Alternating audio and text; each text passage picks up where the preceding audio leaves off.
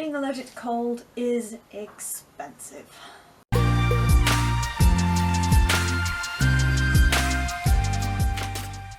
Hello, my name's Max. I have a condition called cold urticaria, and it basically means I'm allergic to cold. And because I have a health condition, there are hidden costs associated with that. Who would have thought that it cost money to be allergic to something? Well, it does. If you want to know more about cold urticaria and being allergic to cold, I will leave a playlist up here. You should definitely go check that out. Having any chronic health condition has hidden costs, so I've decided to make my own little mini-series about the hidden costs of health conditions. The first one being the hidden costs of being allergic to cold. I'm also going to include things that have actual financial value and things that are not so much monetary, but they have cost me. Where are these little hairs coming from? Nope. Nope. Go away. Anyway, the first one being central heating bills. I have had comments on some of my videos telling me to just put a jumper on, and in actual fact my heating is on quite a lot, so don't always need a jumper. As you can imagine, having a warm house is very helpful when you have cold urticaria. If you have a warm house, the less likely you are to just be allergic to the air around you. You might still have allergic reactions to leaning on something cold, or going in the fridge, or I don't know, if you open a window or something. But having a warm house is key to managing cold urticaria at home. And that obviously comes with a cost. A central heating bill will be higher. I'm very fortunate to live with housemates, and we split the cost of central heating, and it's on a timer, so if I'm cold I just get into bed, but generally they're quite understanding of the fact that having a warm house is nice for everybody, especially for me, so I stay alive. A little bit of an exaggeration, probably won't kill me.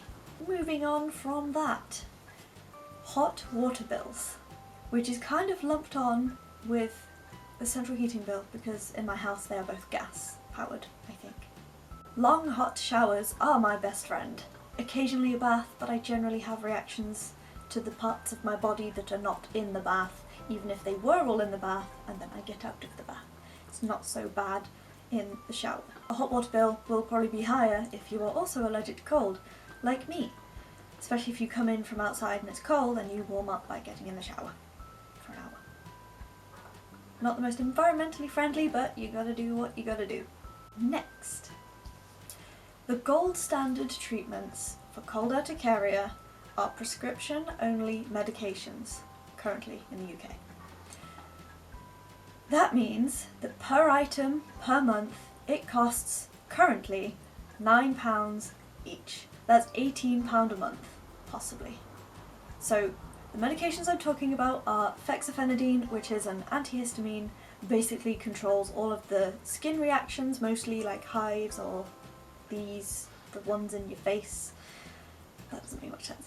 But fexofenadine is the gold standard antihistamine prescribed for cold urticaria, and the other medication is a salbutamol inhaler, which not everybody needs, but I do, because it affects my lungs. More on that in a point in the future, but that also costs money. I'm very fortunate to be very poor, so I get free prescription medications, otherwise I would not be able to afford to manage my cold urticaria with these gold standard treatments. And also if you are on Singulair or Montelukast, depending where you are from and what you call your drugs, that is also a prescription only medication, so that is another £9 that you have to pay just to manage your health condition. Another hidden cost that I have actually not yet talked about. I'm a big advocate for wearing VOG masks to manage your cold urticaria. Usually only really relevant if you get facial hives or you get lung involvement like I do, so if I go out in the cold and breathe cold air, I wheeze like a bitch. And wearing a VOG mask is the easiest and most reliable way to prevent that. And it's more than a bit of a wheeze, it's pain and it's kind of internal itching. It feels horrible, it's really hard to describe. More of why I wear a VOG mask up here. But those Vogue masks need to be replaced. A part of the reason that I have such a large collection of Vogue masks is because I got them cheap off Wish, and the more you have, the less I need to replace them. So if I wore one mask all the time, within a year, I would have to replace it. Each mask has a lifetime of about a year, but that does vary according to the brand of mask that you use, why you use it, and how often you use it and how often you wash it. Lots of factors, and with a big collection like mine, I have to replace them less. But I have already had to replace 2 because the material kind of shrunk and it was just not effective anymore. Masks need to be replaced, and if you are using upmarket masks such as a Cambridge mask or a Vogue mask brand Vogue mask, because they're like Henry the Hoover. Not all vacuum cleaners are Hoovers, but all Hoovers are vacuum cleaners. That's kind of what Vogue mask is. You can just type Vogue mask and you get many brands, including Vogue mask as a brand itself. Confusing, I know. But if you use those 2 brands that I can think of, there are probably more, they are quite expensive. So I think they're about £25 or £30 plus shipping. Whereas the ones I get off Wish, they are about £1 each, with about £1 shipping, and they take ages to arrive, but because I only use them for cold, it's the cheapest way for me to do it. If you have a more sensitive allergy or a particular allergy, or you are trying to filter something out, like an actual substance, I would not recommend the Wish Vogue masks. Or if you try them, I warned you. They might not be as protective as they say on the website. Just an FYI. Another cost of cold urticaria that you might not consider, and a lot of people will consider this a luxury, but it is not, is public transport costs, because I cannot walk that far in the cold. Anything more than 2 or 3 bus stops away is beyond the distance I can go before I start to feel itchy all over my body, before I start to feel dizzy, before I start passing out. It is not cute. I cannot walk that far in the cold. And if I didn't use public transport, I would be basically limited to my house and the shop up the road. I got places to go too. So the cost of public transport is definitely a hidden cost of cold urticaria. And that includes buses and taxis. I mostly use buses because I'm not made of money, but occasionally I will have to get a taxi to somewhere the bus doesn't go. This also includes car costs from having to drive anywhere, but I don't have a car, so I can't tell you how much more expensive that might be. But it's there. I have in the past had partners drive me from my house to the shop up the road. So the next, not so much an actual physical monetary cost, but it has cost me a good deal of my mental health. Largely because being stuck inside all winter and not able to really go out and socialise that much kind of makes you a bit lonely, and it does not help the depression goblins that really thrive on winter.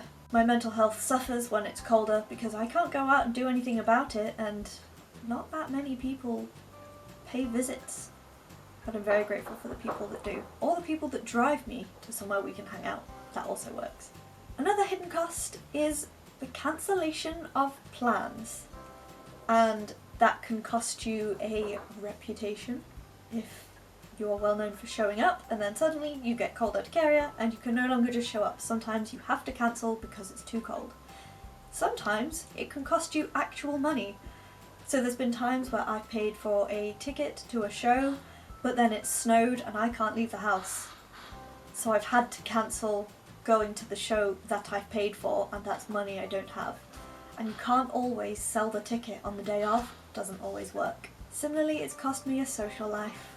Again, because I can't really go out much in winter, and then people get used to me not going, and then they get used to not inviting me, and then I'm just lonely and no social life. Finally, it has cost me friends, because either they don't understand. I think when you stop hanging out with people for a long period of time, people do generally just drift away. And so many people have drifted away since my cold urticaria got to a point where me going outside is not brilliant, and that I've had to actively avoid going outside sometimes. So it has cost me close friendships because we're just not as close anymore because I never see them. But I hope that they know that I'm still there. I've tried to make that clear and I post on Facebook about it and on Instagram, but sometimes you just don't really know. It has cost me some friendships and some of my sanity.